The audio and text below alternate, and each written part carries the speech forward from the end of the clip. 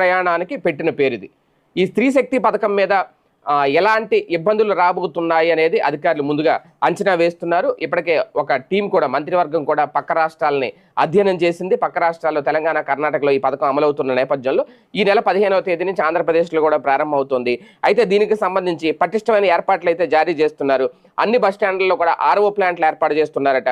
అలాగే ఈపోస్ యంత్రాలు, అంటే ఈపోస్ యంత్రాలు అంటే టికెట్లు ఇచ్చే మిషన్స్. ఇంతకుముందు టికెట్ చింపిచ్చేవారు, ఇప్పుడు మిషన్స్ వస్తున్నాయి కదా, ఆ మిషన్స్ తప్పనిసరిగా జీపీఎస్తో అనుసంధానం కావాలి అనేది, వాటిని ట్రాక్ చేసి ప్రయాణికులకు సమాచారం అందించడానికి కూడా అవకాశం ఏర్పడుతుంది అనేది.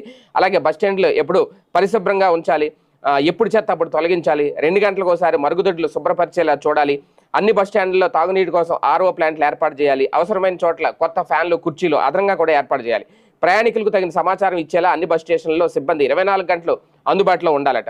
ఇదైతే కీలక ఆదేశాలు జారీ చేశారు. ఎందుకంటే